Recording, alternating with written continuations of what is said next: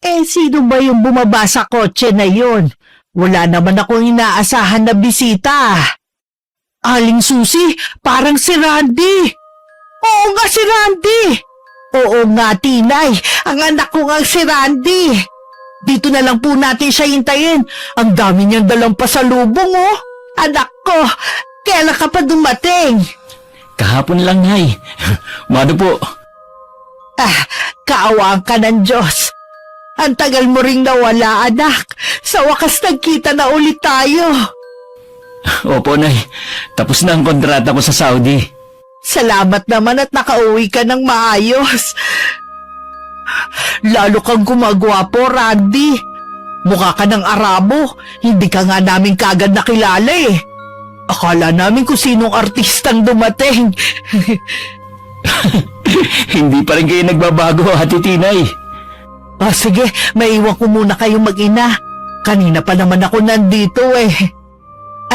Tsaka na lang ulit tayong magkwentuhan, ha? Lagi pa rin palang pumupunta dito si Ate Tinay. Kung hindi nga sa kanya eh.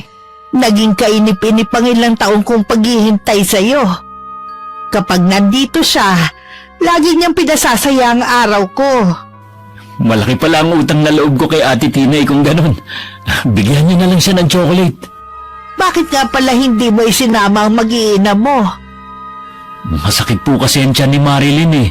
Ang mga anak naman namin ayaw sumama kung hindi kasama nanay nila. Ang tagal ko na rin kasing hindi nakikita ang mga apo ko eh. Di bale, sa susunod, sasama ko na sila. Nay, kumusta naman kayo habang wala ako? Namiss ko talaga kayo. Lagi din ako nag-aalala sa inyo dahil mag-isa lang kayo dito. Mag-isa lang ako dito sa bahay pero maraming kapitbahay ang tumitingin sa akin. Katulad na lang ni Tinay. Marami ang nagmamalasakit sa akin kahit hindi nila ako kadugo. Ang pagkakaroon ng mabait na asawa ay biyaya mula sa may kapal. Pero ang sakim na asawa ay parang sumpa sa isang pagsasama. Kailanman hindi makukontento sa biyayang meron siya. Ang labis na kasakiman, madalas sumahantong sa kapahamakan ng mga mahal sa buhay. Mapagpalang araw, Miss Gwen. Matagal niyo na akong taga-subaybay at talaga namang nakakaadik ang makinig sa inyo simula nang irekomenda ng kapitbahay ko ang channel niyo. Araw-araw akong nakikinig at umaasa na isa na ang kwento ko sa maririnig ko. Tawagin niyo na lang akong Susi. Biyuda at may isang anak. 65 na ang edad sa kasalukuyan. Malakas at walang iniindang sakit. Tubong Mindoro ang aking pamilya. Pero dito na kami sa Pampanga naninirahan dahil taga rito ang nasira kong asawa. Maaga akong nabiyuda. 30 pa lang ang edad ko noon. Mula nang mamatay sa aksidente ang asawa ko, hindi ko na ulit ibinaling ang atensyon ko sa ibang lalaki. Na kahit ilang buwan pa lang siyang namamatay noon, marami na ang nagpapalipad hangin sa akin. Buong buhay ko, inilaan ko na lang sa nag-iisa kong anak. Kung ano-ano ang pinasok kong trabaho para mapagtapos siya sa pag-aaral. Hanggang sa nakapag-asawa siya at hindi nagtagal nakapag-abroad. Ano po ba ang pinagkakaabalahan niyo? Tumatanggap pa rin ako ng mga tahiin. Malaking tulong din kasi yun sa pang-araw-araw ko. Hindi ba kayo binibigyan ni Marilyn ng pera? Paminsan-minsan. Anong paminsan-minsan? Dapat po buwan-buwan kayong nakakatanggap sa padala ko Yun ang sabi ko kay Marilyn eh. Hayaan mo na anak. Ang mahalaga naman naaalala niya akong bigyan. Totoo din ba na ayaw niyong tanggapin yung cellphone na pinabili ko kay Marilyn? Hindi ko naman kailangan ng cellphone Hindi naman ako marunong gumamit nun. Ayos na sa akin yung luma ko. Kaya ako yung pinabili para matawagan ko kayo. Para makapag-video call tayo. Gusto ko kasing malaman ang kalagayan niyo. Naging maayos naman ako sa loob ng ilang taon Patawarin niyo ako, Nay. Akala ko kasi hindi kayo pinababayaan ni Marilyn. Naniwala naman ako sa kanya na sinunod niya lahat ng billing ko. Anak, ayokong aawayin mo ang asawa mo dahil sa nalaman mo, ha? Naiintindihan ko naman ang asawa mo kung bakit niya yung ginawa. Nakukonsensya lang ako. Dahil kung saan-saan namamasyal ang pamilya niya at kumakain gamit ang perang pinapadala ko. Samantalang kayo, nagtitiis lang mag-isa rito. Kahit naman yayain ako ng asawa mo, hindi naman ako sasama sa kanila. Alam mo naman na hindi ako mahilig mamasyal. Mas nag-e-enjoy ako makipagkwentuhan sa mga kapitbahay. Naku, Nay, tinuturuan pa kayong maging tsismosa ng mga kapitbahay natin eh. Hindi naman, anak. Nay, ayusin niyo mga gamit niyo. Isasama ko na kayo pauwi ng bahay. Wag na, iho. Baka maging pabigat lang ako sa inyo doon. Nakikiusap ako sa inyo, Nay. Ang tagal nating hindi nagkita. Hayaan niyo naman na makabawi man lang ako sa inyo. Pwede ka namang dumalaw-dalaw dito eh. Iba pa rin yung nakakasama ko kayo araw-araw. Baka bumalik uli ako sa Saudi. Gusto ko lang sulitin na makasama kayo. Sige na nga. Baka matagalan na naman bago tayo magkita. Sige na po, ayusin niyo na yung mga gamit niyo. Dahil sa kagustuhan kong makasama ang anak ko kahit may pag-aalinlangan sa aking puso, pinagbigyan ko na rin ang hiling niya. Bago umalis, nagpaalam pa ako sa mga mabait kong kapitbahay na parang pamilya na ang turing ko. Mangiyak-ngiyak pa si Tinay na yumakap sa akin at nagbilin na dumalaw ako sa kanila. Ibinigay ko naman sa kanya ang chocolate na pasalubong sa akin ng anak ko. Siya na lang kako ang mamigay sa mga kapitbahay. May isang oras din bago kami nakarating sa bahay ng anak ko na ilang beses ko na rin napuntahan. Pero madalas nasa labas lang ako ng gate. Dahil ayaw akong papasukin ng aking manugang. Pagdating hindi maitago ni Marilyn ang pagkagulat na makita ako. At napasulyap pa siya sa malaking bag na dala ng anak ko. Agad niyang niyaya si Randy sa isang saradong silid para kausapin ng sarili na. Anong ibig sabihin nito, Randy? Mula ngayon, dito natitira si Inay. Ha? Di ba ayaw naman ng nanay mo dito? Ayaw niya? O ikaw ang may ayaw? Dapat, ipinaalam mo muna sa akin. Hindi yung nagdedesisyon ka na lang basta. Ngayon lang ako babawi sa nanay ko. Tapos kokontrahin mo pa. May pamilya ka na. Dapat kami ang priority mo, hindi ang nanay mo.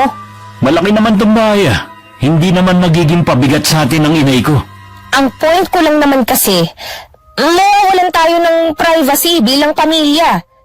Hindi ibang tao ang nanay ko. Kararating mo lang, mag-aaway na ba tayo agad? Ikaw lang naman ang gustong makipag-away eh. Baka akala mo hindi ko alam ang ginawa mo. Puro kasinungalingan lang pala mga sinabi mo sa akin tungkol kay Inay. Hayaan mo muna akong magpaliwanag. Hindi na kailangan. Tanggapin mo na lang ng maluwag sa loob mo na dito natitira si Inay para kalimutan ko na rin ang ginawa mo. Sige na nga. Huwag na natin tong pag-awayan. Kailangan sulitin natin ang bakasyon mo. Huwag ka na nga pala magluto. Sa labas tayo kakain. Gusto ko yan. May alam ako na restaurant na masarap ang pagkain. Teka. Tatawagan ko lang ang mga magulang ko at mga kapatid. Huwag mo na silang tawagan dahil tayo lang ang kakain sa labas. Randy, ngayon mo lang naman sila makakasama pagkatapos ng ilang taon. Gusto mo bang magtampo ang mga magulang ko? May iba pa naman pagkakataon eh. Sige na nga. Bibihisan ko lang ang mga bata. Pinagbihis din ako ng anak ko dahil kakain daw kami sa labas. Tinanong pa niya ako kung saan ko gustong kumain. Sinabi ko na lang na kahit saan basta pagkain Pinoy. Sakay ng Grab nakarating kami sa isang simpleng kainan. Napansin ko naman kanina pa walang kibo si Marilyn. Mukhang ayaw niya akong kasama. Dahil narinig ko kanina sa bahay na tinanong niya ang anak ko kung bakit kasama pa ako. Habang naghihintay ng mga order namin, nagpaalam lang akong pupunta sa banyo. Oh, akala Akala ko ba tayong pamilya lang ang kakain sa labas? Kaya ba kanina ka pa nakasimangot at hindi pinapansin si inay? Paano kasi? Hindi ko isinama ang mga magulang at mga kapatid ko dahil akala ko, sabi mo, tayo lang ang kakain sa labas. Hindi ko ba pamilya si inay? Ha? Kayo nga ng pamilya mo kung saan-saan kumakain at namamasyal. Hindi nyo man lang maalala na yayain ng inay na alam mong nag-iisa lang sa bahay. May narinig ka ba sa akin? Ha? Ilang oras pa lang natin kasama ang inay mo? Ilang beses na tayong nagtatalo dahil sa kanya. Ikaw ang may problema, hindi si inay. Mula pa kanina, pinakita mo na ang tunay mong ugali pagdating sa nanay ko. Akala ko pa naman tanggap mo siya at aalagaan kapag nasa malayo na ako. Hindi na nga ako magkanda-ugaga sa pag-aalaga sa mga anak natin eh. Pag-aalagain mo pa ako sa nanay mo? Sana man lang kahit ibinigay mo ang mga kailangan niya. Pero anong ginawa mo? Ultimo maliit na halaga na pinaaabot ko sa'yo, hindi mo ibinigay. Akala ko ba, hindi mo na yan uungkatin kapag pumayag ako na sa ating tumira ang nanay mo? Ayusin mo kasi ang ugali mo. Ayokong tatratuhin mo na parang ibang tao si inay. Oo na. Pabalik na ako sa lamesa namin nang makita ko na parang nagtatalo ang mag-asawa. Bago ko makalapit, tumigil na rin sila. Ilang sandali pa dumating na ang mga order namin. Pinagsilbihan naman ako ng anak ko. Inalok niya ako ng lahat ng mga nakahain sa mesa namin. Salamat anak ha. Kumain ka na rin. Nay, kung may gusto pa kayo, magsabi lang kayo o orderin natin. Ang dami nga nitong in-order mo eh. Mauubos kaya natin to. Pwede naman nating iuwi kapag hindi naubos. Kumain lang po kayo, Nay. Halos lahat po ng in-order ni Randy paborito nyo. Oo nga eh. Oh, mga apo, bakit hindi kayo masyadong kumakain? Ay naku, Nay. Hindi po kasi nila gusto ang pagkain dito eh. Di sana sa iba na lang tayo kumain. Doon sa gusto ng mga apo ko. Di kayo naman po ang hindi nakakain. Alam kasi namin na pagkain Pinoy lang ang gusto nyong kainin. Pasensya ka na, iha, kung medyo maselan ako sa pagkain, ha? Hindi nyo kailangang humingi ng pasensya, Nay. Marami pa naman pagkakataon para kumain sa ibang restaurant na gusto naman nila. Pilitin na lang natin na ubusin ang pagkain. Sayang din kasi ang mahal pa naman. Hindi lang ang mga apo ko ang tamil-mil sa pagkain, pati ang manugang kong si Marilyn. Halata sa ekspresyon ng mukha niya na hindi niya gusto ang pagkain.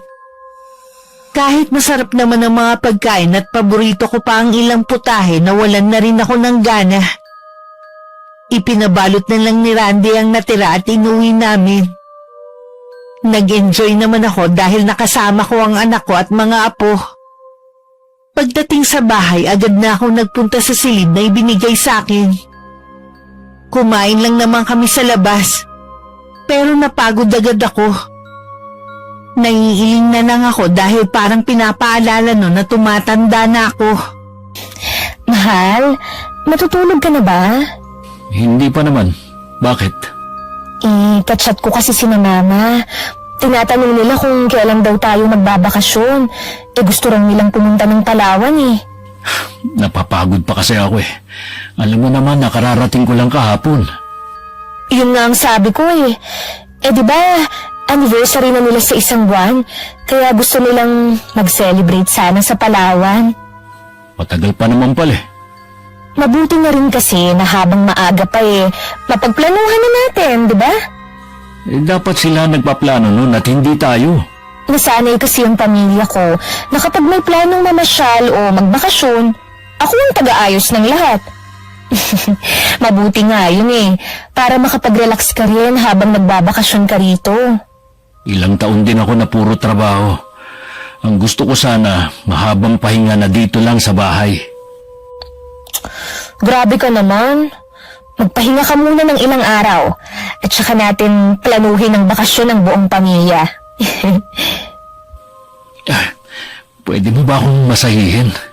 Ay, oo naman. Masama bang pakiramdam mo? Medyo eh. Masama pala ang pakiramdam mo, pero nagyaya ka pang lumabas. Hindi naman tayo nag-enjoy. Ikaw lang naman ang hindi. At saka ikaw, turuan mo naman ang mga anak natin na huwag maging maselan sa pagkain. Eh ano magagawa ko kung hindi nila gusto ang pagkain? Hindi naman kailangang gustuhin nila ang pagkain. Basta kainin nila kung ano ang nasa mesa.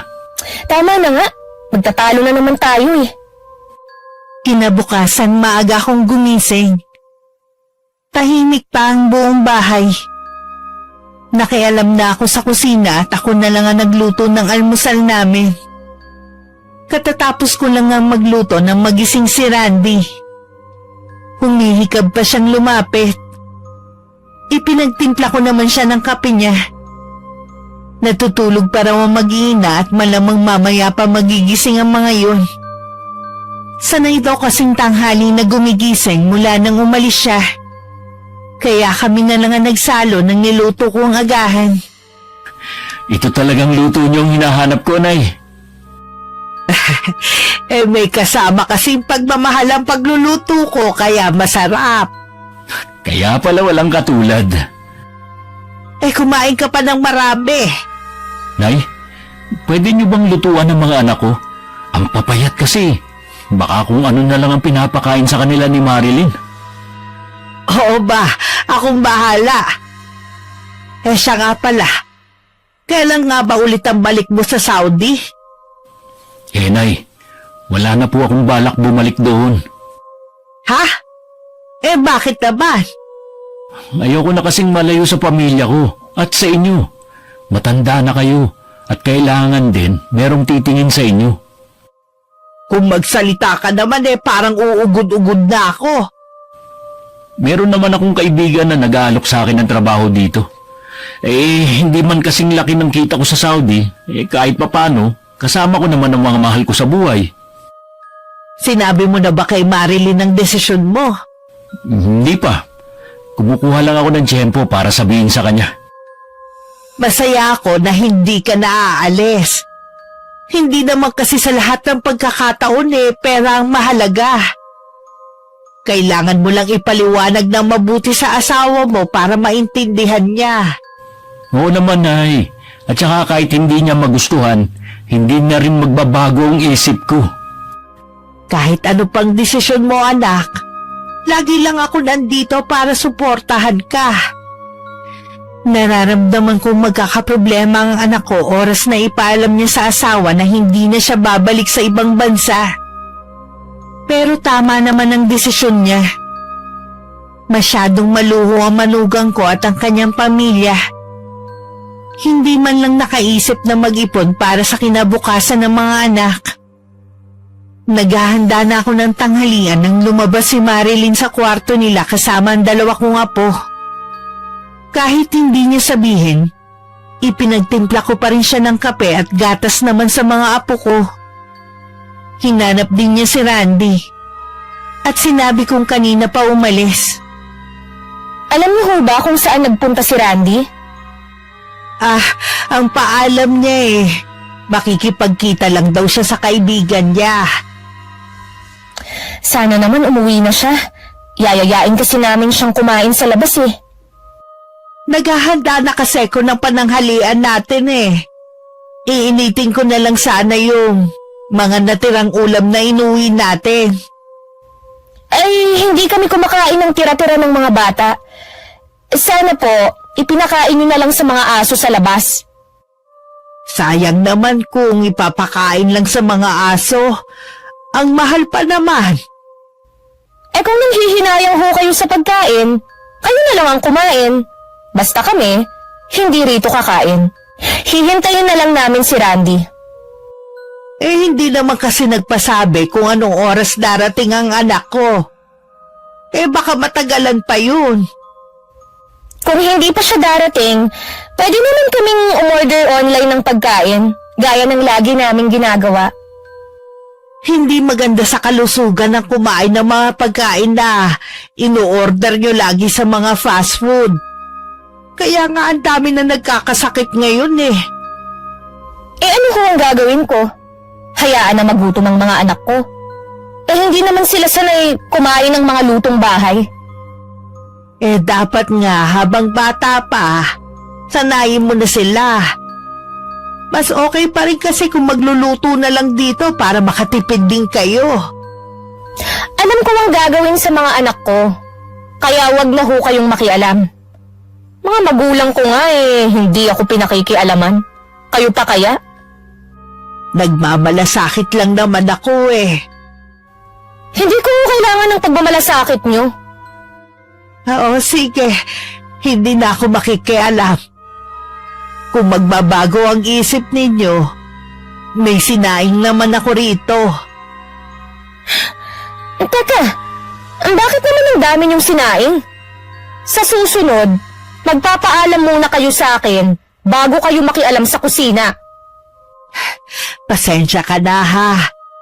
Yan ang gagawin ko sa susunod.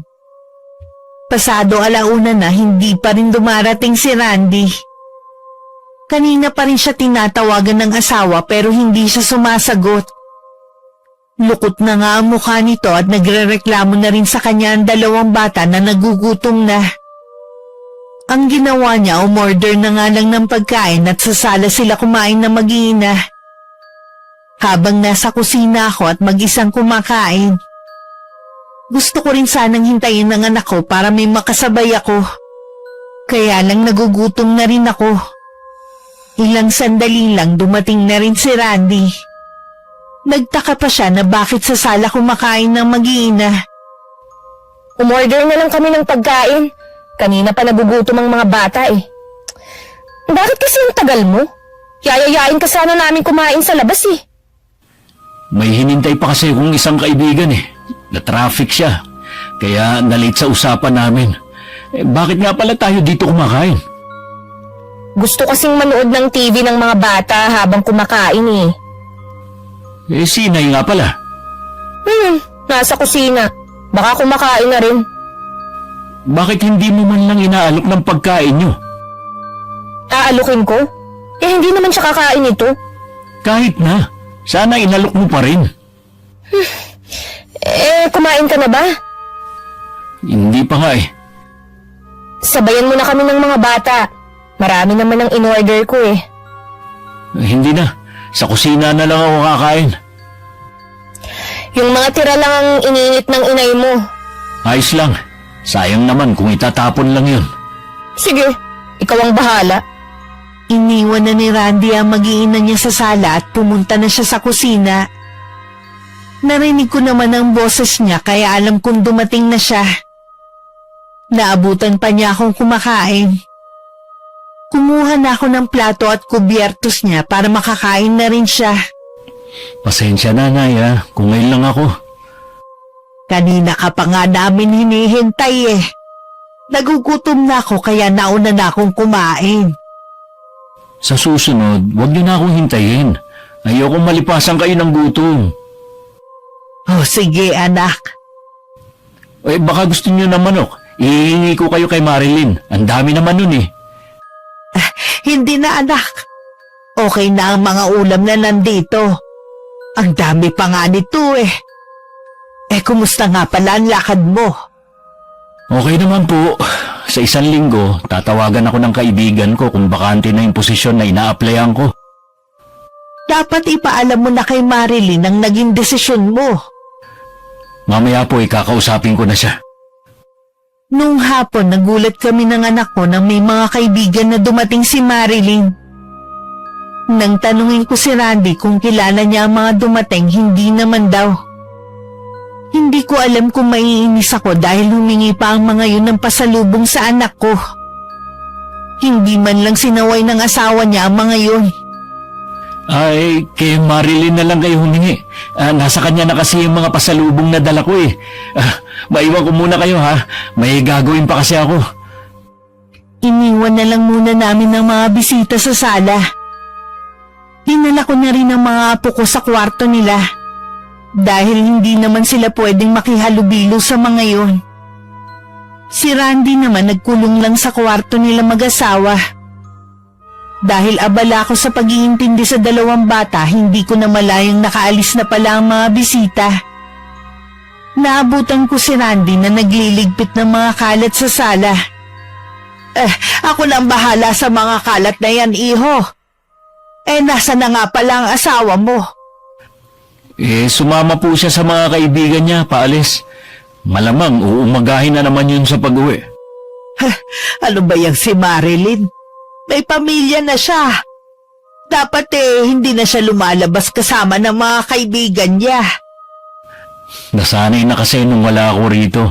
Ang katwiran niya, naglilibang lang siya.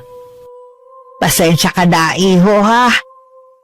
Pero hindi ko gusto ang asal ng mga kaibigan ng asawa mo Kahit naman po ako Hindi ko nga alam kung saan niya nakilala ngayon. Ganun na ba talaga ang asawa mo nung makilala mo siya? Nagbago lang siya nung makapagtrabaho ako sa abroad. Biglang lumaki ang ulo at naging sosyal na. Hindi naman sa nakikialam ako pero may ipon ka ba, anak? Dahil kung wala baka hindi ka payagan ng asawa mo na hindi na ulit umalis.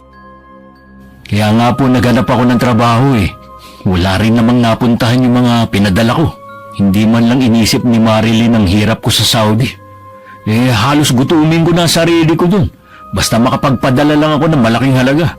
Tapos makikita ko sa mga post niya kung saan-saan sila pumupunta ng pamilya niya. Maluho nga talaga ang asawa mo. Nakikita ko naman yun Pati nga ang dalawa mong anak napupuna kong nakuha ang ugali ng nanay nila. Nag-aalala ko na makalakihan nila ang maluhong pamumuhay. Paano kung wala na kayong maibigay na mag-asawa? Hindi naman ako nagkukulang ng paalala kay Marilyn Ngayon na nandito na ako na lang po ang didisiplina sa mga anak ko. Nandito lang naman ako para tulungan ka. Salamat, Nay, Hindi ko talaga kakayanin kung wala kayo sa tabi ko. Ikaw ang lalaki, anak. Ikaw ang magdadala ng pamilya mo. Huwag mo sanang hayaang ikaw ang mapasunod ng asawa mo. Alam kong mahal mo siya. Pero dapat lang na siya ang sumunod sa'yo. Lalo na ikaw ang kumikita. Hindi ko naman hahayaan na masunod ang lahat ng kapritsyo niya. Malambot kasi ang puso ng anak ko at bihira ng magalit. Namana niya ang ganong ugali sa ama niya. Hindi ko rin naman siya masisi na mahalin ang asawa niya dahil maganda talaga yun. Pinakamaganda sa lahat na naging nobya niya. Yun nga lang sablay sa pag-uugali. Noon pa ayoko na sa kanya. Nararamdaman kong hindi siya makakabuti sa anak ko. Pero dahil mahal siya ng anak ko, mas pinili kong manahimik na lang. Gaya nga ng sabi ni Randy, mag-uumaga na nang dumating si Marilyn. At hapon na siya nagising. Gusto na sanang makipag-usap sa kanya ng anak ko pero isiningit na naman ito ang tungkol sa pamilya niya. Mahal, kinukulit na ako ng mga magulang ko kung kailan daw tayo magpapalawan. Kung gusto niyo magpalawan, di bahala kayo. Ano bang klaseng sagot yan, ha? Ano ba gusto mo isagot ko, ha? Kung gusto niyo, ituloy niyo ang pagpunta doon. Sila naman ang gagastos Hindi mo yata ako naiintindihan Ipaliwanag mo kasi na maayos. Kaya ako to sinasabi sa'yo dahil gusto ng mga magulang ko na ikaw ang gumastos. Regalo mo daw sa kanila. Ano ka mo? Pati ba naman yun? Ako na nga gumastos sa iba niyong bakasyon dati, kahit hindi ako kasama. Alam mo naman na wala ng trabaho pareho ang mga magulang ko. Kaya wala silang pera. Oh, yun naman pala Bakit kailangan nilang pumunta doon? Wala naman pala silang budget. Huwag mong sabihin na hindi mo sila pagbibigyan. Sapat na lang ang pera ko dito. Baka wala pang 1 buwan, ubus na to. Oh, babalik ka pa naman sa abroad Tsaka ka na lang mag-ipon ulit. Wala na akong balak bumalik doon. Ha? Bakit naman? Isipin mo naman, sa loob ng 5 taong pabalik-balik ko sa Saudi, ito palang bahay na ipupundar natin. Wala ka man lang ipon. Anong gusto mong gawin ko, ha? Ipunin lahat ng padala mo? Hindi na kami gumastos, ganon? Hindi yun eh. Alam mo na hindi panghabang buhay ang pagtatrabaho sa abroad. Dapat naging masinop ka sa pera. Lagi naman kitang pinaalalahanan tuwing magkausap tayo sa cellphone. Pero ano ginawa mo? Umiiwas ka. Alam mo naman na gusto ko ring maranasan ang mga hindi ko naranasan dati. Hindi naman siguro masama yun. Dapat nagtitira ka. Pati kasi pamilya mo nakikinabang sa padala ko. Pero nanay ko, pinagdadamutan mo. Oh, anong mangyayari sa atin ngayon kung hindi ka nababalik sa Saudi? Naghanap na ako ng trabaho dito. Randy, magkano lang ang magiging sahod mo dito kumpara sa trabaho mo sa Saudi? Wala ka na rin magagawa dahil hindi na ako pumirma ng kontrata bago ko umuwi. Pambihira ka naman, Randy. Nandun ka na nga, mas ginusto mo pa rin dito. Kung gusto mo, ikaw na lang magtrabaho dun. Ang gara mo pa lang mag-isip eh. Ako ang babae. Gusto mo, ako ang magtrabaho sa atin. Para maranasan mo kung paano ang buhay doon. Kung paano maging OFW. Akala mo kasi ganun lang kadali ang buhay namin doon. Hindi ako namumulot lang ng pera na pinadadala sa'yo. Sana man lang pinahalagahan mo. Tapos naman na yun. Hindi na natin maibabalik ang mga nagastos ko. Paano ko ba ito ipapaliwanag sa mga magulang at mga kapatid ko? Sabihin mo sa kanila na wala na kamo silang magagatasan. Yan ba ang tingin mo na ginawa nila, ha? Ay, hindi ba? Teka nga, kailan ka pa naging madamot sa pamilya ko, ha? Simula nang malaman ko na pinagdadamutan mo ang nanay ko. Sus, pasalamat ka nga eh. Binibigyan ko pa siya ng pera. Malakas pa naman siya. Bakit hindi siya magtrabaho? Para hindi siya laging nakaasa sa'yo. Nag-iisa lang ang nanay ko. Samantalang kayo ng pamilya mo, pati na mga kapatid mong pamilyado na, umaasa na rin sa akin. Pinakisamahan ka ng maayos ng pamilya ko. Tapos ngayon, susumbatan mo ko dahil sa kanila. Baka naman nakakalimutan mo. Bumait lang naman sila sa akin nung nakapag-abroad na ako. Bukas ang pinto ng kwarto at malakas na rin ang boses nila kaya naririnig ko ang pagtatalo nila. Nasa kwarto lang kasi ko ng mga apo ko at sinasamahan sila sa paglalaro. Tama naman ang mga sinabi ng anak ko. Bumait lang ang pamilya ni Marilyn sa anak ko nung mag-abroad siya. Sobra kong maliitin nila ang anak ko dahil mula lang kami sa mahirap na pamilya. Ilang beses din nilang pinaglayo ang dalawa pero pinaglaban nila ang kanilang pagmamahalan. Kahit dalawa na ang anak nila nun, hindi pa rin tanggap ang anak ko. Nang sumunod na araw, naging bisita ni Randy ang biyanan niyang lalaki. Tinanguan lang ako nito bilang pagbate. Iniwan ko na muna sila sa sala para makapag-usap. Wala nung na mag-iina at may pinuntahan. Totoo nga palang sinabi ng asawa mo na dito mo na pinatira ang nanay mo. Mag-isa na lang kasi si inay sa bahay namin, kaya pinauwi ko na siya rito. Sa isang tahanan kasi, iho, kailangan isa lamang dapat ang reyna. Ang inaalala ko lang, baka pagmulan yun ang problema ng anak ko ang pagpapatira mo sa nanay mo dito sa bahay ko. Hindi naman inaagawan ng trono ni inay si Marilyn.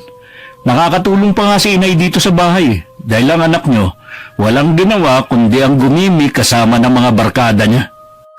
Mabuti naman kung hindi nga problema ang nanay mo. Yun lang ba ang dahilan ng pagpunta nyo rito? Nabanggit ni sa akin ni Marley na hindi ka na babalik sa Saudi. Sigurado ka na ba? May sapat ka na ba na ipon? Wala, pero nagdesisyon na rin ako na dumito na lang sa atin. Naghahanap na rin naman ako ng trabaho kahit paano dito kasama ko ang pamilya ko. Iba pa rin kasi kapag nasa ibang bansa ka, iho. Magkano lang ba ang sahod mo rito? Alalahanin mo naman yung mga apo ko. Pasensya na kayo pero buo na ang pasya ko. Huwag mo sanang pagsisiyan ang desisyon mong yan, iho. Marami dyan ang naiigit sa narating mo. Pero ikaw, gano'n lamang kadaling talikuran yun. Mahirap din kasi ang buhay sa abroad, lalo na malayo sa pamilya. At saka ayos naman ang magiging trabaho ko dito kung sakali. Maganda ang posisyon na ina-applyan ko sa isang kumpanya. Mukhang hindi na nga magbabagong isip mo. Paano? Aalis na ako. Ha, sige pa, ingat kayo sa pag-uwi. Alam mo, anak, hindi ko maintindihan kung bakit kailangan pa magsumbong ng asawa mo sa ama niya. Akala yata ni Marilyn makukumbinse ako ng ama niya. Paano kasi? Pati sila maapektuhan ngayong hindi ka na babalik sa Saudi. Hindi pa rin talaga nagbabago biyanang ko. Ganun pa rin ang tingin niya sa inyo. Hayaan mo na. Hindi ko namang ikamamatay kung hindi niya ako kausapin eh. Kung magbabakasyon man tayo, hindi na sila kasama sa plano. Ayoko ng mga taong hindi kayo nire-respeto. Akala ko ba wala kang sapat na ipon? Sinabi ko lang yon para hindi ako kulitin ni Marilyn. Tama rin naman ang ginawa mo. Sa panahon ngayon mabilis maubos ang pera pero ang hirap kitain. Kaya nga po panahon na siguro para matuto si Marilyn. Kapag nag-aaway kayo hanggat maaari sana, huwag niyo iparinig sa mga anak ninyo. Pasensya na po, inay Hindi na yun mauulit. Gabi na nang dumating sina Marilyn at mga apo ko. Hinuha ko na sila para mabihisan dahil inaantok na. Sinabi naman ng manugang ko na kumain na sila sa labas. Makahulugan ko pang tiningnan ng anak ko bago kami tumalikod. Papasok na rin sana si Marilyn nang pigilan siya ng anak ko. Sinabi niya rito na galing kanina rito ang papa niya. Bakit kailangan mo pa magsumbong sa papa mo? Nagtatanong kasi sila tungkol sa pagpunta natin sa Palawan. Kaya nabanggit ko na hindi ka na nga aalis ulit. Hindi pa rin nagbabago ang papa mo, no? Sana man lang inisip nila mga naibigay ko sa kanila. Sana man lang konting respeto sa nanay ko. Oh, ano bang ginawa ni Papa, ha? Hindi man lang niya kinausap si inay Sus, para yun lang noon pa man, hindi na niya kinakausap ang nanay mo, Masyado ka namang OA. Talaga bang hindi niyo magawang respetuhin ang nanay ko? Pati yung pagtira niya rito, kwinento mo pa. Bakit? Totoo naman na nandito ang nanay mo, Nag-aalala lang naman ng pamilya ko na baka magbago ang trato mo sa akin sa bahay na to. Hindi mo ba naiisip na malaking tulong si inay sa atin? Siya ang gumagawa ng mga bagay na hindi mo maasikaso dahil abala ka sa ibang bagay. Kaya hindi na ako gumagawa Dahil alam ko naman napapapel yung nanay mo. Di tama nga ako. Imbis na magpasalamat ka, yan pa talaga sasabihin mo. Wala ka na nga ang ginawa kundi ang matulog dito sa bahay Alam mo, Randy, kung lagi na lang tayong mag-aaway dahil sa nanay mo, mabuti pang pauwiin mo na lang siya. Bahay naman siya Sarili mo lang ba talaga ang iniisip mo at ang pamilya mo? Kaya ako nga dinala si inay dito dahil wala siyang kasama sa bahay namin. Di hanapin mo ng kasama. Problema ba yun? Ay sayaw at sa gusto mo, dito lang si inay. Baka nakakalimutan mo. Asawa mo ako. At ako ang mas may karapatan sa kanya sa bahay na to. Ay mas lalo naman ako dahil ako ang bumili ng bahay na to. Mabuti pa. Magsama kayo ng nanay mo. Mula nang dumating ako sa bahay ng mag-asawa, minsan hindi ako pinakitaan ng maganda ni Marilyn. Pinaparamdam niya talaga sa akin na hindi niya ako gustong makasama. Binabaliwala ko na lang ang mga pinapakita niya. Ang mahalaga sa akin, natutulungan ko ang anak ko sa dalawa niyang anak at mga gawaing bahay. Iniwasan ko na rin na sumama sa kanila kapag kakain sa labas. Hanggat maaari kasi ayoko makigulo pa. Dumating ang araw na natanggap sa trabaho si Randy. Imbis na matuwa si Marilyn, parang hindi pa niya nagustuhan yun. Mas gusto pa talaga niyang malayo sa asawa. Basta malaki ang sahod. Wala na talagang pag-asa na bumalik ka ng abroad. Mas gusto mo pa yatang malayo ako sa inyo eh. Kung sa tingin mo, nagsasakripisyo ka sa malayo, kami rin naman. Hindi mo man lang inisip ang kinabukasan ng mga bata. Sana kasi nagtatabi ka rin sa mga pinadadala ko sa iyo. Kaso mo, ubos biyaya ka. Oo na, kasalanan ko na. Malaki rin ang sahod ko. Magagawa pa rin naman natin kumain sa labas at mamasyal, gaya ng nakasanayan nyo ng mga bata. Pero hindi na natin pwedeng isama ang pamilya mo. Baka isipin naman nila, nagdadamot na tayo.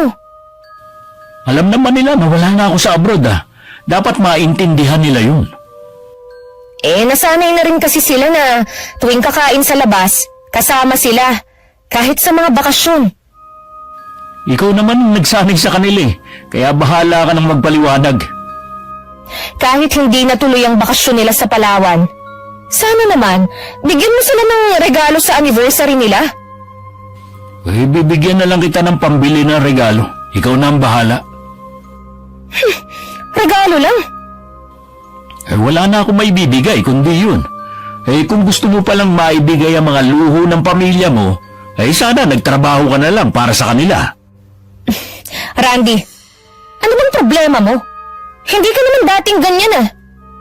Alam mo siguro, nasusulsulan ka ng nanay mo. Walang sinasabi si inay. Huwag mo siyang idamay sa usapan.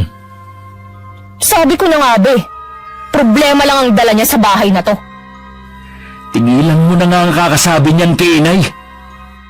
Kung totoo naman kasi Ang totoo kasing problema dito, nagagalit ka at ang pamilya mo dahil hindi na ako babalik sa Saudi. alam mo, nakakapagod na paulit-ulit na lang ang pinag-aawayan natin. Ikaw kasi. Mabuti pa sigurong tanggapin ko na lang na dito ka na talaga magtatrabaho. Ay dapat nga ganun. Pasensya ka na kung lagi kitang inaaway.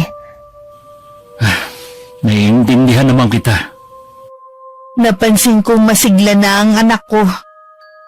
Nakita ko rin inaasikaso na siya ng manugang ko. Masaya na rin ako dahil ibig sabihin nun nagkaayos na silang mag-asawa. Natanggap na siguro ni Marilyn na wala na talagang balak bumalik ng Saudi si Randy. Lumipas ang mga araw, madalas pa rin umaalis si Marilyn. Pero bago naman umuwi si Randy galing trabaho, nandito na siya sa bahay. Malamig pa rin ang pakikitungo niya sa akin. Kinakausap lang niya ako kapag kaharap ang anak ko. Nasaan ang mga bata? Nasa kwarto na sila at naglalaro. Hindi ba sila kakain? Pinakain na raw sila ni inay. Ewan ko ba kung bakit kailangang pakainin ng maaga? Mabuti nga na kumain na sila. Dapat nga nasa tamang oras ang kain nila eh. Wala naman yun sa oras. Basta ang importante, kumakain bago matulog. Ang mabuti pa kumain na tayo. Masamang pinaghihintay ang grasya. Oo nga. Kanina pa rin naman ako nagugutom. Sa dami kasi ng trabaho, nakalimutan ko magmerienda. Nako, hindi ka dapat nagpapalipas ng gutom sa trabaho. Kanina lang naman yun. Dapat siguro nagbabaon ako ng sandwich. Minsan kasi hindi na ako pumupunta sa kantin eh. Hayaan mo. Bukas gagawan kita ng sandwich na babaunin mo. Salamat, mahal ah. Siya nga pala. Nabilan mo na ba ng regalo mga magulang mo? Oo, kanina lang. Ang plano na nga lang nila kumain sa labas. Mas okay nga yun eh. Sabi ko nga sa kanila, dapat sila lang dalawa. Wag na ka akong isama ang mga kapatid ko. Maiba nga pala ako. May trabaho na ba si Kuya Ted? Wala pa nga Malapit ng mga nakang asawa niya.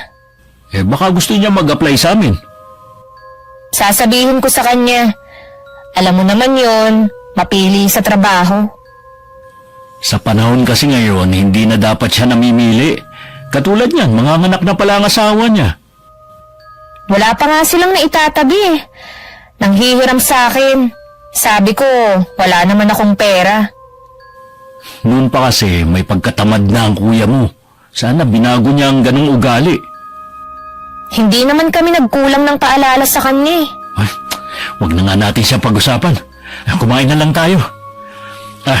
Nay, ang sarap po na niluto niyong ulam Alam ko kasi na isa yan sa namimiss mo kaya niluto ko.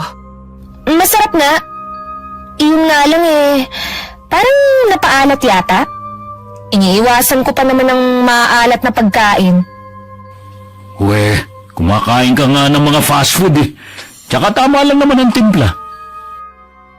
Sabihin mo nga pala sa akin ng mga ulam na kinakain mo, Iha. Para mapagluto din kita. Ay nako, baka ho hindi nyo kayang lutuin ang mga pagkain gusto ko. Oo nga, Nay. Medyo sosyal kasi itong asawa ko eh. Kung ganun kayo na lang ng mga bata. Nakakatuwa nga ang mga anak mo Marunong na silang kumain ng gulay. Mabuti naman kung ganun. Habang naghahapunan, tuloy lang ang kwentuhan ng dalawa habang tahimik lang akong kumakain. Nagtatawanan pa sila sa mga biruan nila. Hiling ko lang sana na tuloy-tuloy na maayos ang relasyon nila. Nasasaktan rin ako kapag nag-aaway sila at makitang malungkot ang anak ko. Nang mga sumunod na araw, napansin kong lagi lang nasa bahay si Marilyn. Pero lagi siyang may kausap. Minsan nasa sala siya, may kinakausap sa cellphone niya. Hindi ko alam kung bakit ako nakaramdam ng kaba ng mga oras na yun. Alam kong labag sa kagandahang asal pero nakinig pa rin ako sa pakikipag-usap niya. Alam kong lalaki ang kausap niya. Mula nun, lagi ko na siyang minamanmanan. Isang araw hindi ko na napigilang hindi siya kumprontahin. Aalis ka ba para makipagkita sa lalaki mo? Ano? Makikipagkita ako sa mga kaibigan ko. Alam ko may iba kang lalaki. Kailan mo pa niloloko ang anak ko, ha? Hindi ko ho alam ang sinasabi nyo. Wala akong lalaki. Huwag ka na magkaila pa. Ilang beses kong narinig ang pakikipag-usap mo sa lalaki mo. Pati ba naman ang pakikipag-usap ko? Pinakikialaman mo? Hindi ka na nakontento sa pakikialam sa pag-aalaga sa mga anak ko at pati dito sa bahay. Huwag mong ibahin ang usapan para mabaling sa akin ng sisi. Alam kong masaya ka dahil ako ang gumagawa ng mga bagay na dapat ginagampanan mo. Kung labag naman pala sa loob nyo ang ginagawa nyo rito sa bahay, edi bumalik na lang kayo sa inyo. Hanggat hindi sinasabi ng anak ko na umalis ako, dito lang ako. Matigas ka talaga, no? Lahat naman ginawa ng anak ko para sa iyo Ano pa bang kulang? Tama lang naman naggawin niya lahat. Dahil pamilya niya kami. Kaya siguro pilit mo siyang pinapaalis dahil may iba kang lalaki. Oras na magsumbong ka kay Randy at masira ang pamilya namin. Tandaan mo, hindi kita mapapatawad. Ikaw ang sumira sa pamilya mo dahil sa pagiging makasarili mo. Gusto mo sa'yo na lang lahat. Wala akong pakialam kung yan ang tingin mo sa akin. Basta tumahimik ka. Sino ka para patahimikin ako, ha? Dapat kasi hindi ka nalang isinama rito ni Randy. Alam mo naman na may pamilya na ang anak mo. Sana, hindi ka na nagsumiksik pa dito. Ayaw mo ko nandito dahil alam mong anumang oras, pwede kang mabuko sa ginagawa mong pagtataksil. Ipapaalam ko to kay Randy. Hindi ka pwedeng magsumbong kay Randy. Isipin mo naman ang mga anak namin. Hindi ka ba naaawa sa kanila? Hindi ka nga naawa sa anak ko Lagot ka sa mga magulang ko kapag isinumbong kita. Yan lang ba kaya mong ipanakot sa akin, ha? Sige, Magsumbong ka sa mga magulang mo! Hihintayin ko sila rito! Mula nang kinausap ko ang manugang ko, lagi na siyang balisa.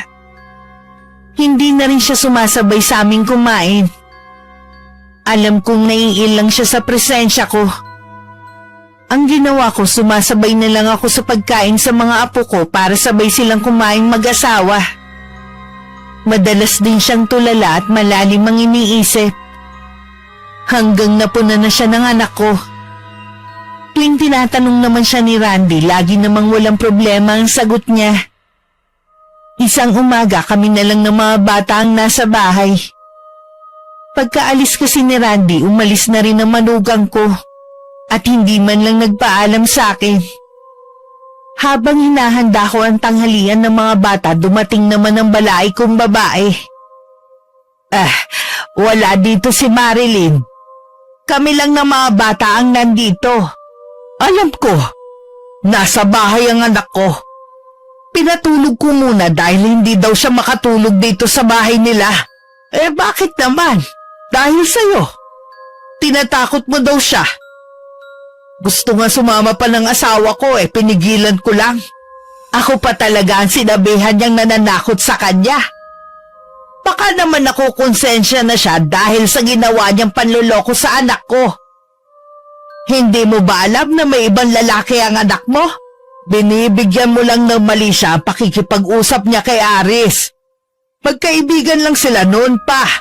Alam ko ang narinig ko. Hindi ako pinanganak kahapon at lalong hindi ako tanga. Oras na masira ang pamilya ng anak ko, walang dapat sisihan kundi ikaw. Ngayon alam ko na kung bakit ganun ang ugali ni Marilyn. Meron naman palang pinagmanahan. Ang mabuti pa, umalis ka na sa bahay na ito. Bigyan mo ng katahimikan ng pamilya nila. Aalis lang ako dito kapag mismong anak ko na ang nagpaalis sa akin. Saan ka ba kumukuha ng kapal ng mukha na tumira rito? Alam mo namang ayaw sa'yo ni Marilyn. Kayo, saan ba kayo kumuha ng kapal ng mukha para magpasasa sa perang padala ng anak ko? Bigay sa amin ng anak ko yun. At wala kang pakialam doon.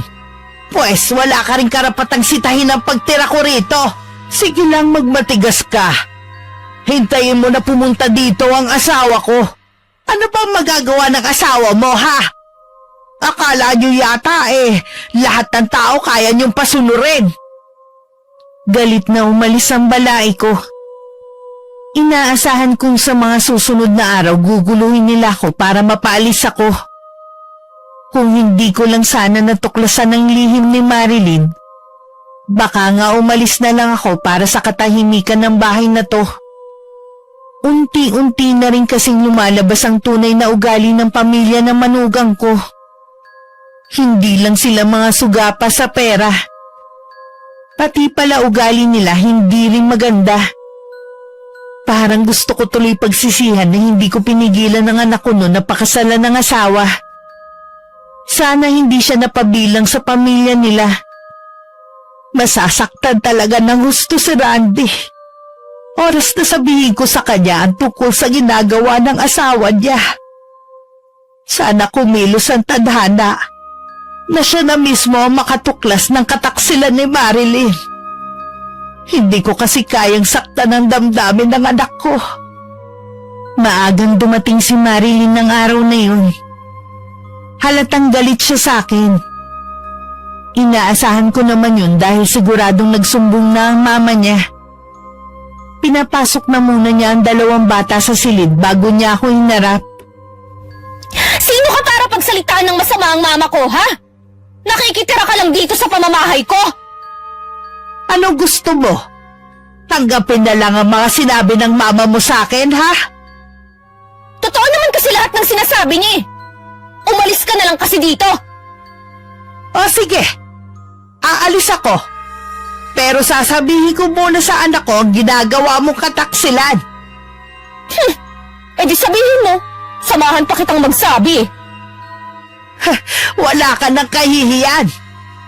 Pagkatapos ng mga sakripisyo ng anak ko, ito pa ang mapapala niya? Wala akong ginagawang masama. Hindi mo nga kayang patunayan eh. Ay sige, sabihin mo sa kanya. Dalhin mo habang buhay sa konsensya mo, oras na masira ang pamilyang ito. Sigurado naman ako na hindi ikaw ang paniniwalaan ni Randy. Hindi ko alam kung ano nakita sa'yo ng anak ko. Napakasama naman ng ugali mo kahit ang pamilya mo. Kung maibabalik ko lang sana ang nakaraan, pipigilan ko ang anak ko na pakasalan ka. Wala ka nang magagawa dahil kasal na kami. Dahil sa pagtatalo namin, pareho naming hindi namalayan ng pagdating ni Randy. Sa labas pa lang ng bahay, naririnig na niya ang malakas na boses ni Marilyn. Mabilis siyang pumasok sa loob at naabutan niya kami sa kusina. Sabay pa kaming napalingon nang magsalita ito. Ay, anak! Nandiyan ka na pala.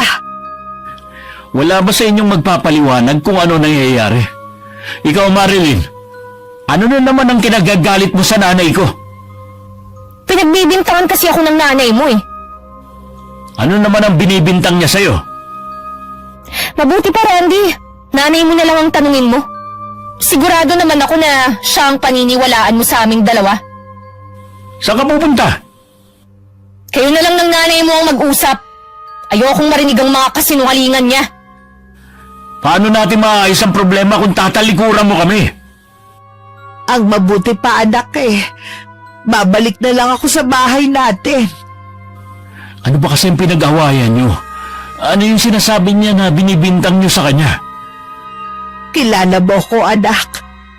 Hindi ko ugali ang manira ng kapwa ko. Ang gusto ko bantayan mo ang asawa mo. Huwag puro trabaho ang atupagin mo. Ano pong ibig niyo sabihin? Ang asawa mo na lang ang tanungin mo. Bukas na bukas din aalis na ako sa bahay na to. Patawarin mo ko, anak, ha? Nagkaroon kayo ng problema dahil sa akin. Hindi ako papayag na bumalik kayo sa bahay natin. Nakikiusap ako sa inyo. Nakikita ko na napamahal na sa inyo mga anak ko. Hindi sila malapit sa mga biyanan ko. Pero sa inyo, sa sandaling panahon, nakuha niyo na agad ang loob nila. Malulungkot din ako kapag hindi ko na sila makakasama. Pero ayoko na mas lalo kayong magkagulong mag-asawa. Kakausapin ko si Marilyn. Hindi sa lahat ng oras, siya ang masusunod sa bahay na to. Kung hindi pa rin siya pumayag, aalis na lang ako. Pagkatapos ng pag-uusap namin ni Randy, pinuntahan ko na ang mga apo ko sa silid nila. Agad silang yumakap sa akin na para bang nararamdaman nila ang balak kong pag-alis. Sa kwarto naman nila mag-asawa, naabutan ng anak ko si Marilyn na may kausap sa cellphone. Agad itong nagpaalam sa kausap niya. Hindi mo ba talaga kayang maging mabait sa nanay ko? Hindi dahil inaagawan niya ako ng trono sa bahay na ito. Pati pakikipag-usap ko sa cellphone, binibigyan niya ng mali siya. Tama ba naman na pagbintangan niya ako na may lalaki, ha? Matanda na si inay. Sana pinagpapasensyahan mo na lang. Ang gusto ko, alisin mo na siya rito. Para matahimik na ang bahay na ito. Wala namang ginagawang masama si inay. Ikaw lang naman tong ayaw sa kanya. Hindi mo ba naiisip, napalapit na sa kanya mga anak natin? Malulungkot sila oras na umalis ang lola nila. Ang dami nang ang alam ng dalawa Marunong nang kumain ng gulay at nagdadasal na rin bago kumain at matulog. Dahil yun kay inay. So ipinamumukha mo sa akin na wala akong silbing ina, ganun ba? Dapat nga ikaw ang nagtuturo nun sa mga anak natin pero ang nanay ko pa talaga. Sige, gagawin ko yan. Basta paalisin mo lang ang nanay mo dito. Ngayon nga lang ako bumabawi sa nanay ko Sa lahat ng hirap niya sa akin tapos gusto mo pang paalisin ko siya. Kung hindi dahil sa kanya, wala ako sa kinalalagyan ko ngayon. Wala kang utang na loob sa kanya. Obligasyon niya na pag-aralin at bigyan ka ng magandang buhay. Mahal ko si inay, kaya gusto kong bumawi sa kanya. Ayoko sa kanya at ayokong nandito siya. Hindi mo ba ako naiintindihan, ha? Kapag umalis si inay, sasama ako sa kanya. Mag-isa ka sa bahay na to. Ano? Mas pipiliin mo ang inay mo kaysa sa akin, ha? Ano klase kang asawa? Nagtitimpi lang ako sa ugali mo at sa mga naririnig ko sa mga kaibigan natin na mga ginagawa mo habang nasa abroad ako. Sige, sila ang paniwalaan mo kaysa sa akin na asawa mo. Isang ebidensya lang at talagang iiwan kita. Isasama ko ang mga anak natin. Gawin mo at mananagot ka sa papa ko. Lagi naman yan ang panakot mo eh. Ano bang meron dyan sa ama mo? Ha? Malalaman mo. Oras na iwan mo ko. Nang sumunod na araw, dumating naman ang balay kong lalaki. Si Marilyn ang nagpapasok sa kanya. Kasalukuyan ako naglilinis noon ng kusina nang tawagin ako ng manugang ko. Pagpunta ko sa sala, prenteng nakaupo si Manuel. Si Marilyn naman pangiti-ngiti sa isang tabi. Kitang-kita ko rin ang galit sa mukha ng ama niya. Nagsumbong na naman siguro sa'yo tong anak mo, no? Natural na magsusumbong sa akin ang anak ko dahil inaapi niyo siya sa sarili niyang pamamahay. Walang umaapi sa kanya sa bahay na ito. Mula nang magsama sila ng anak ko, tagbuhay reyna ng anak mo at alam yan ni Marilyn. Tama lang. Dahil hindi namin pinalaki ang mga anak namin para lamang maghirap sa mga asawa nila. Eh ano ba talaga ang sadya mo, balae? Umalis ka na sa bahay na ito bago pa kita kalad ka rin palabas. Sino ka para gawin sa akin yan, ha? Huwag mo akong subukan. Hindi ko alam kung saan kayo kumukuha ng kakapalan ng mukha ng mag-ama. Ipinaglalaban ko lang ang karapatan ng anak ko. Eh pareho lang naman tayo nakapakanan ng mga anak natin ang iniisip. Sana kung nagmamalasakit ka sa pagsasama nila, pagsabihan mo yung anak mo na maging tapat naman sa anak ko. Alam na ng papa ko na ginagawan mo lang ako ng kwento na may ibang lalaki. Wala kang maipakita na ebidensya eh. Ang kapal ang mukha mo para sirain ang pagsasama ng dalawa. Bumalik ka na sa pinanggalingan mo at hayaan mo mamuhay ng tahimik ang mag-asawa. Magkaroon ka naman sana ng kahihiyan, Nay. Umuwi ka na sa inyo. May sarili ka namang bahay eh. Huwag ka na makihati sa kita ng anak mo. Ipaubaya mo na lamang yun sa mag-iina. Bibigyan lamang kita ng ilang araw para umalis sa bahay na ito. Eh kung wala na kayong sasabihin, maiwan ko na kayo. May gagawin pa kasi ko sa kusina. Sana naman umalis na siya. Hindi talaga ako mapakali kapag nandito siya. Sabihin mo lamang ako kapag hindi pa siya umalis. Kakalad ka rin ko talaga sa palabas ng bahay na ito. Salamat pa ah. Lagi kayong nandyan. Eh hindi naman kita pwedeng pabayaan na lamang. Siya nga pala. Malapit ang piyesta sa atin. Pakisabi mo nga sa asawa mo na baka pwedeng siya nang sumagot sa panghanda natin. Sasabihin ko po sa kanya. Hindi naman yung tatanggi eh. Malaki naman ang sahod niya sa trabaho. Eh mas malaki sana kung nasa abroad siya. Imbis na nakakapagbakasyon kami ng mama mo sa iba't ibang lugar eh, napurnada patuloy. Kaya alam mo namang ikaw lang ang pwede naming asahan sa bagay na yon. Wala na po tayong magagawa. Hindi ko mapilit si Randy.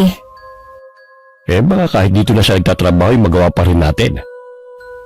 Titingnan ko po. Bago pa lang kasi sa trabaho si Randy. Mahirap kung ngayon ko siya hihiritan. Eh sabihan mo na lang kami ha. Paano? Aalis na ako. Mag-iingat po kayo sa pag-uwi nyo. Kasalukuyan ako nasa silid ko. Inayos ko ang mga damit ko at inilagay ko lahat sa bag na dala ko. Pati mga damit na binili ni Randy sa akin nung dumating ako rito. Napangiti pa ako nung maalala ko kung paano niya patagong binigay sa akin ng mga to. Maging ang mga alahas na binili pa niya nung nasa Saudi siya. Alam kong hindi niya ako papayagan kaya aalis ako ng palihim. Nakakaramdam na rin kasi ako ng hiya sa pananatili ko rito. Ayoko na rin dagdagan ng kahihiyan ko. kung sakaling kalad ka rin ako ng balai ko. Kinabukasan madilim pa umalis na ako sa bahay nila. Dahil walang pasok ng araw na yun si Randy, tanghali na siyang nagising. Nagtaka pa siya dahil hindi niya ako nakita sa kusina. Sa pag-aakalang nasa silid ako, pinuntahan niya ako ron. Nakita niyang bukas ang cabinet at wala ang mga damit ko. Hindi aalis si inay nang walang dahilan. Hindi ko alam. Dahil hindi naman kami nag-uusap ng nanay mo. Baka naman kasi may sinabi ka sa kanya. Mabuti pa umamin ka na lang. Wala akong aaminin. Dahil wala akong ginagawa sa kanya. Si nanay na lang ang tatanungin ko. Huwag mong sabihin na pupuntahan mo pa siya. Umalis na nga siya rito eh. Hayaan mo na. Kaya mo bang gawin ang ginagawa ni inay nung nandito pa siya? Ha? Oo naman. Para yun lang eh. Si inay na lang ang nag-iisa kong pamilya. Pero dahil sa kasakiman mo, lumayo siya. Hindi naman kasi tama na pamilyado ka na, makikipisan pa sa atin ang nanay mo. Ang mga magulang ko nga eh. Ni minsan, hindi nakitulog dito dahil malaki ang respeto nila sa atin. Iba naman ang mga magulang mo eh. May mga kasama sila sa bahay. Samantalang si inay, mag-isa lang sa dati naming bahay. Nakikiusap naman ako, Randy. Huwag mo na siyang pabalikin dito. Kahit siguro magmakaawa pa ako kay inay, hindi na rin siya babalik dito. Mabuti pa, mamasyal na lang tayo ng mga bata. Ang tagal na nating hindi nakakalabas eh. Okay, bilisan mo na lang yung mga bata. Nang mga sumunod na araw, napilitang gumising na maaga si Marilyn para maghanda ng almusal ng mag-aama. Kahit nahihilo pa dahil puyat, wala siyang magawa kundi gawin ang ginagawa ko. Pati paglilinis sa buong bahay at pakikipaglaro sa mga anak. Kahit gustong matulog sa tanghali, hindi naman niya magawa. Gustuhin man niyang umalis, wala namang maiiwan sa mga anak. Hanggang hindi na nakatiis. Nagsabi na siya kay Randy na kumuha na sila ng kasambahay. 1 linggo pa lang akong wala sa kanila. Alam mo ba kung magkano na ang bayad sa kasambahay ngayon, ha? At wala din naman papayag na mababa ang sahod. Napapagod na kasi ako eh. Kulang na nga ako sa tulog oh. Mahirap kumuha ng kasambahay ngayon kahit kakilala pa natin. At saka 4 na lang naman tayo dito sa bahay. Konti lang naman ang gagawin. Ang hirap nga eh. Hindi na nga ako makalabas man lang kasama ng mga kaibigan ko. Akala ko ba kaya mo lahat ng ginagawa ni inay? Wag na nga natin siyang pag-usapan. Pwede kang kumuha ng kasambahay, pero ikaw ang magbabayad. Eh, bakit ako? Saan naman ako kukuha ng pambayad? Kaya nga eh, wala ka naman palang pambayad. Ang lakas na ang loob mong magsabi na kumuha ng kasambahay. Malaki naman ang sahod mo ah. Hahatiin ko sa 2 ang sahod ko dahil kailangan ko magbigay kay inay. Ano? Bakit mo naman siya bibigyan ha? Nakalimutan mo na ba? Hindi mo ibinigay sa kanya yung lahat ng perang para sa kanya. Hindi mo ba naiisip na sa gagawin mong yan, kami ng mga anak mo ang magsasakripisyo? Hindi kayo magsasakripisyo dahil ibibigay ko naman lahat ng kailangan nyo. Baka ang ibig mo sabihin, ang pamilya mo ang magsasakripisyo dahil wala na akong balak magbigay sa kanila. Umuwi ka lang dito. Naging madamot ka na. Dahil nakita ko kung gaano ka kaswapang sa pera. Pati yung maliit na halaga para kay inay, nagawa mo pang kupitin. Mas higit naman akong may karapatan sa sahod mo kaysa sa nanay mo. Pasalamat na lang siya. Kahit papano binigyan ko siya. Wala na talaga akong masabi sa kasakiman mo. Hindi ako papayag. Nakahati ko ang nanay mo sa sahod mo. Sasabihin ko to kay Papa. Ay sige, sabihin mo. Wala akong pakialam. Randy! Bumalik ka rito! Nag-uusap pa tayo! Randy! Buisit talaga. Ang tanda na mamasmoy pa rin. Si Simula nang umalis ako sa bahay ng anak ko, may ilang beses na rin akong dinalaw ni Randy. Naikwento ko na rin sa kanya ang ginawang pakikipag-usap sa akin ng mga magulang ni Marilyn. Kung paano nila ako sinabihan na umalis sa bahay na yun. Hindi niya yun nagustuhan. Pero sabi ko na lang nahayaan na. Nang araw na yun, hindi ko inaasahan ng pagdating ng anak ko. Ganong oras kasi nasa trabaho siya. Mas lalo akong nag-alala nang makita ko ang malaking pasa sa mukha niya. Teka, nakipag-away ka ba, ha? Opo, Nay. Hindi ko na kasi napigilan yung galit ko kanina eh. Sinugod ko yung lalaki ni Marilyn. Ang kapal pa ng mukha na sabihin na matagal na sila. Matagal na daw akong balak hiwalayan ng asawa ko kung hindi lang daw sa pera ko. Paano mo nalaman ang tungkol sa lalaki ng asawa mo? May kaibigan ako na nakakita sa kanila sa isang handaan noon. Kinunan pa sila ng video. Ngayon nga lang niya pinakita sa akin dahil nag-aalangan daw siya dati. Yun siguro ang lalaking lagi niya kausap sa cellphone niya. Pwede mo silang kasuhan, anak. Hindi na po. Ayokong mag-aksaya ng oras sa kanila. Magsama na sila ng lalaki niya basta sa akin ang mga anak ko. Ano pa kayang hinahanap ni Marilyn sa'yo at nagawa pa niya manlalaki? May mga ganun talagang babae na hindi makontento sa asawa nila. Kasalanan ko rin siguro dahil malayo ako sa kanya. Magpalamig ka na muna ng ulo, ha, bago ka umuwi. Baka kasi masaktan mo ang asawa mo dahil sa bugso ng galit mo eh. Kaya nga po dito ako tumuloy. Ayoko munang umuwi sa amin. Bahay mo pa rin to at kahit anong oras pwede ka rito. Ang kwarto mo nga pala ang una kong ipinaayos. Salamat po, Nay. Hindi ko na alam ang gagawin ko eh. Kung ano ang tingin mong tama, yun ang gawin mo. Kahit masakit. 2 araw ding hindi umuwi si Randy sa bahay nila. Hindi rin niya sinasagot ang tawag ng asawa. Nasisiguro naman daw niya na nakapagsumbong na sa kanya ang lalaki nito na alam na niya ang relasyon nila. May mga gabing nakikita ko siyang umiiyak sa dilim. At labis ako nasasaktan para sa kanya. Kapag kaharap naman ako, laging may nakapaskil ng ngiti sa labi niya para hindi ako mag-alala. Noong araw na yun, nasa bahay nila Marilyn ng papa niya. Sakto balak umuwi ni Randy para kunin ang mga damit at isama ang mga anak. Ano bang pumasok sa ulo ng asawa mo at bigla na lamang siya umalis ng bahay? Hindi ko nga po alam eh. Basta na lang siyang hindi umuwi. Sigurado ako, nandun siya sa nanay niya. Kapag hindi pa siya umuwi ngayon, pupuntahan natin siya sa bahay ng nanay niya. Hindi na po kailangan. Nandito na ako. Nagpakita ka ng hayop ka.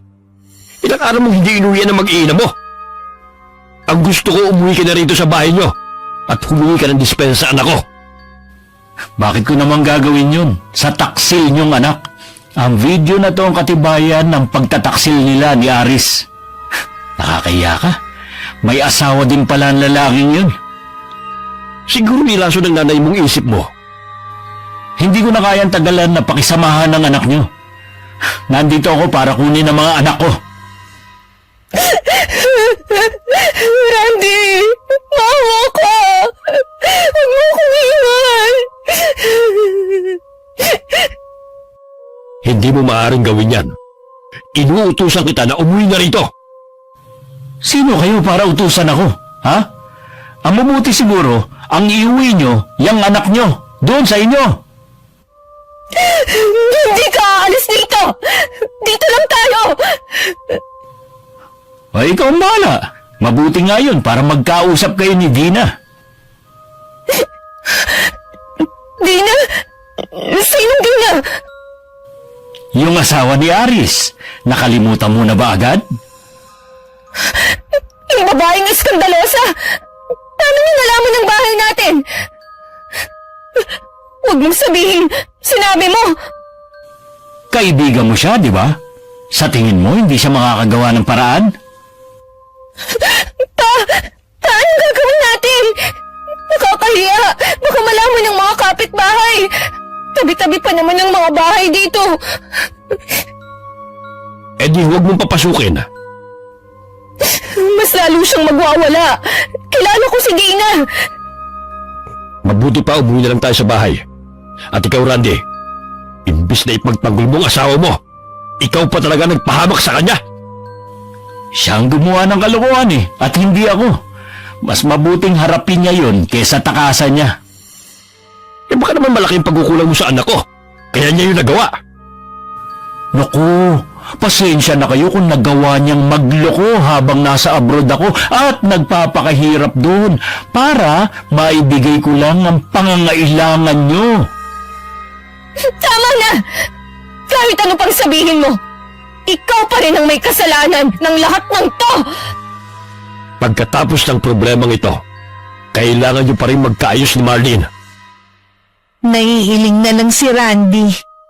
Habang nakasunod ang tingin sa mag-ama na daig pa ang pugante na tumatakas. Ni hindi man lang nagawa ng asawa na magpaalam muna sa mga anak. Tuwang-tuwa naman ang dalawang bata na makita ang ama. At lalo silang natuwa nang malaman na makikita at makakasama na nila ako ulit. Pagdating sa bahay, halos ayaw nang humiwalay sa akin ng mga apo ko. Bumitiw lang sila sa akin nang kailangan na nilang matulog. Desidido na rin si Randy na hiwalayan ng asawa at gagamitin niya ang ebidensyang nasa kanya. Para hindi kunin na manugang ko ang mga anak nila. Inaasahan ko rin na bigla na lang susulpot si Marilyn sa bahay namin. At talagang isidama mo pa ang ama mo rito. Hindi ka ba makakilos nang wala siya? Ayoko na mahabang usapan. Gustong bawiin ng anak ko ang mga bata. Mabuti pa ilabas mo na sila at nang makaalis na kami. Huwag mo sanang kalilimutan na nasa bahay kita. Wala kang karapatan na maanduhan ako. Nakikiusap ako sa inyo, Nay. Ilabas niyo na ang mga anak ko. Hindi mo naman talaga mahal ang mga anak mo eh. Sarili mo lang ang mahal mo. Gagamitin mo lang naman sila para perahan si Randy. Kung ako sa iyo huwag mo na silang kunin para hindi ka nakasuhan ng anak ko. Alalahanin mo nasa hustong gulang na ang mga bata para mamili kung kanino sila sasama. Huwag ka mag-alala, anak. Gagawa tayo ng paraan. Gusto ko pong makausap si Randy. Hindi ka rin niya haharapin. Gusto ko lang pag-usapan namin ang tungkol sa mga bata. Hintayin mo na lang na kontakin ka niya. Bibigyan ko lamang hanggang bukas ang anak mo para makipag-usap sa amin. Dahil kung hindi, magsisisi siya. Hindi rin naman sineryoso ni Randy ang pagbabantang yun ng biyanan niya. Ayaw talaga ng anak kong makipagkita sa asawa kahit kinausap ko siyang makipagkita. Para pagkasunduan ng tungkol sa mga anak nila. Lumipas ang 1 linggo na wala kaming balita kay Marilyn at sa pamilya nito. Nakahinga naman kami ng maluwag at walang iniisip na baka manggulo na naman ang mag-ama dahil sa hindi na pagbigyan ng gusto. Lingid pala sa amin may ibang pinaplano ang balai ko. Hindi ko muna pinapapasok dito sa kwarto mo ang 2 bata. Sabi ko masama ang pakiramdam mo at baka mahawa sila. Hindi ko nga po alam kung bakit tuwing hapon nilalagnat ako Ngayon naman, naninikip ang dibdib ko. Dapat nagpapacheck up ka na. Baka kung ano na yan Galing na ako sa doktor kanina. Pina-check up ko na ang baga ko at nagpa-laboratory na rin ako. Okay naman ang resulta Magpapatingin pa rin ako sa ibang doktor. Gusto ko lang masiguro na tama ang resulta ng test sa akin. Maliban sa pananakit ng katawan, ano pa bang nararamdaman mo? Hindi ako makatulog sa gabi. Kahit antok na antok ako. Parang may pilit na gumigising sa diwa ko. Tsaka Kapag nakahiga ako, parang may tumutusok na maliit na karayom sa balat ko. Pinipigilan ko na nga lang na mapasigaw sa sakit eh. Parang alam ko na ang nangyayari sa'yo. Ano po kaya ang sakit ko? Wala kang sakit, anak. May kumukulam sa'yo. Po? Sino kaya ang gumawa nito sa akin? Hindi kaya si Marilyn? Malalaman natin kapag nagpatawag tayo ng albularyo. Ipapatawag ko ang tiyuhin ni Tinay. Magaling na manggagamot yun at malupit sa mga gumagamit ng karunungang itim. Hindi niya sasantuhin ang gumawa nito sa'yo. Sige po, Nay. Ipatawag niyo na siya. Hirap na talaga ako eh. Ayaw makita ko ng mga anak ko na nasa ganitong kalagayan. Nung gabing yun, dumating si Mang Berto. Agad itong nagsagawa ng orasyon para labanan ng kumukulam sa anak ko. Meron siyang inilagay na malapad na dahon sa noo ni Randy. Hindi kasi nito mapigilan ang pabaling-baling ng katawan dahil sa sakit na nararamdaman. Kumalma naman ito, pero bakas pa rin sa mukha ang sakit na pinagdadaanan. Para namang may sumasakal sa akin. Hindi po ako makahinga. Galit na galit ang gumagawa nito sa'yo. Gusto kanyang pahirapan. Huwag ka mag-alala. Hindi niya ako kayang talunin. Gusto kong ibalik mo sa taong yun ang ginawa niya sa anak ko. Ako ang bahala. Kahit matanda na siya, hindi ko siya patatawarin. Tama ba ako na ang balay kong lalaki ang may gawa nito? Oo, Susi. Siya na ka. At kasabot pa niya ang kanyang anak. Nakita ko silang magkasama habang naglalakbay ang aking diwa. Mga wala talaga silang puso. Dapat kay Marilyn napaparusahan din para magtanda. Pagagalingin ko muna si Randy bago ko sila balikan. Muling nanahimik ang buong silid. Kahit ang mga usal ng albularyo hindi maririnig. Tanging pagbuka lang ng kanyang bibig ang mapapansin. Makalipas ang ilang oras, gumaling na rin ang anak ko. Pinainom lang siya ni Mang Berto ng halamang gamot. At naging mahimbing na ang tulog niya. Kailangan niyang makabawi ng lakas. Ilang gabi rin siyang hindi pinatulog. Maraming salamat sa iyo, ha? Mabuti na lang nandyan ka. Wala yun. Mabutit na agapan natin ang anak mo. Ang mangyayari sana sa kanya na hindi natuloy, sa taong yun mangyayari. Nang mga sandaling yun, natataranta naman sina Marilyn sa nangyayari sa papa niya. Kanina pa sumasakit ang tiyan nito. Naglalabasan na ang mga ugat sa kamay, leeg at sa muka. Humihingi na po ng tulong sina mama at kuya. Dadalhin na po namin kayo sa ospital. Hindi ako mapapagaling ng mga doktor. Nabigo ako, anak. Natalo ako. Ano pong ibig mong sabihin? May magaling na albularong nagpagaling kay Randy. Ibinalik niya sa akin ang sumpang ginawa ko. Nalaman po kaya nila na kayo ang nasa likod ng nangyari kay Randy?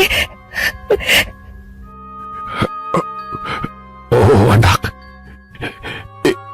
Ikaw lang bahala sa mama mo. Nararamdaman ko na hindi na ako magtatagal. Sorry pa. Kasalanan ko tong lahat. Kung di dahil sa akin, hindi mangyayari to sa inyo.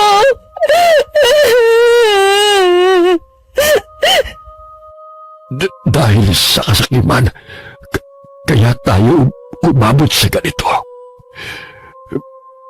May pagkakataon ko pang magbagong buhay, anak. Huwag mong sayangin ang pagkakataon. Pakayanin niyo po! Bakit niyo ang nangyayari sa inyo? Ayoko pang mawala kayo!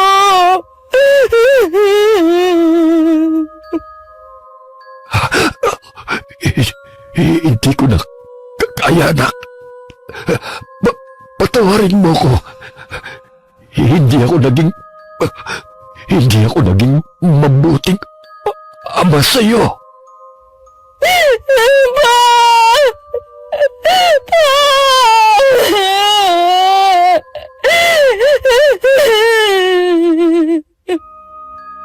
Lumaki pa ng lumaki ang tiyan ni Manuel hanggang sumambulat yun. Tumalsik pa kay Marilyn ang ilang bahagi ng laman loob nito at kumalat pa sa buong silid. Nagtitiling na lang siya hanggang dumating ang ina at mga kapatid. Kahit sila nabigla sa nadatnan, ilang sandali ring tulala lang silang lahat. Naging tikom din ang bibig ng pamilya nila sa tunay na ikinamatay ni Manuel. Makalipas nga ang isang buwan, nagpunta si Marilyn sa bahay namin. Hindi naman ako nagulat sa itsura niya. Kung gaano siya kaganda nun, kabaliktaran na ngayon. Nawala ang kinis ng balat niya na dating mala porselana. Malaki rin ang nabawas sa timbang niya. Yun ang epekto ng kulam ni Mang Berto. Wala na pala ang papa ko. Nabalitaan nga namin. Pasensya ka na kung hindi kami nakapunda. Nailibing na kasi ang ama mo nung mabalitaan namin. Ayos lang. Bakit ka nga pala nandito? Gusto ko lang humingi ng tawad sa mga nagawa ko sa inyong kasalanan. Nagsisisi na po ako. Pinatatawad na kita. Ikaw pa rin naman ang ina ng mga anak ko. Pinapatawad na rin kita. Alisin mo na ang bigat dyan sa dibdib mo. Marami pong salamat. Napakabuti niyo. Sana rin po hayaan niyo ako na madalaw ang mga anak ko. Gusto ko pong iparamdam sa kanila na nagbago na ako at mahal ko sila. Hindi kita inaalisan ng karapatan sa bagay na yan. Pero sana, huwag ka nang umasa na magkakabalikan pa tayo. Huwag kang mag-alala, Randy. Hindi ko hihilingin yun. Para lang talaga sa mga bata. Sana rin po mapatawad niyo na rin ang papa ko. Nagbayad na siya sa ginawa niyang kasalanan, sapat na yun. Sana lang matahimik na ang kaluluwa niya, nasan man siya ngayon. Isang beses sa isang linggo, dinadalaw ni Marilyn ng mga anak niya sa bahay. Naging magkaibigan naman sila ng anak ko sa kabila ng mga nangyari. Alam kong masaya sila na hanggang magkaibigan na lang sila. Ang mahalaga na patawad na nila ang isa't isa at wala nang galit sa mga puso nila. Ang pagiging sakim ay isa rin sa dahilan ng problema sa isang tahanan o pagsasama. Kapag sariling kapakanan lamang ang laging iniisip at hindi makontento sa kung anong meron, kapahamakan ang magiging resulta. Gaya ng nangyari kay Marilyn at sa kanyang ama. Nabuhay nito ang naging kapalit dahil sa kagustuhan na mahawakan sa leeg si Randy. Alam ko marami ang may ganitong pangyayari sa buhay nila, Miss Gwen. Sana hindi lang ako, ang anak kong si Randy, at higit sa lahat ang manugang kong si Marilyn ang may napulot na aral sa naging karanasan naming ito. Maging sana ang mga kapwa ko tagapakinig sa inyong channel. Maraming salamat sa pagpili ng sulat ko. Wakas. Okay, shoutout po tayo. Shoutout kay Miss Ami Yong. Hi kay Janelle Lasam. Hi kay Prot from Cebu City. Hi kay Jamaica Solas. Hi kay Giselle Capiding. Hi kay Josefina Fuelias from Pasig. Hello kay Angel San Pedro from Saudi Cobar. Hello kay Colin Esperal. Shoutout sa Barangay Bigyan, Polilo, Quezon na laging nakikinig. Maraming salamat sa inyo. Hi kay Amori Saceda from Saudi. Hello kay John Roy Reyes. Hi kay Emily Servano from Amman, Jordan. Hello kay Gladys San Ramon, Marlo Coilan, and Gerald Lapik. Hi kay Michael Atención from Talavera, Nueva Ecija. Hi kay Jora Lu Joy Joy from Mindanao. Hi kay Jen Duering o Doring. Hello kay Grace Coronel from Batangas. Hi kay Jessica Sobremonte from Quezon City. Hello kay Rosemary Lagunsad. Hi kay Nikki Dasoy from Rizal, Kalinga. Hello kay Inday Along. Hi kay Corazon Dumaulaw. Shoutout sa Galindes family and Ramos family. Hello kay Rosemary Casonete. Hi sa John Lea family. Hi kay Cassie Barcelona from Bahrain. Shoutout sa Mahinay family and Espaliona family. Shoutout sa Bakay Onera family.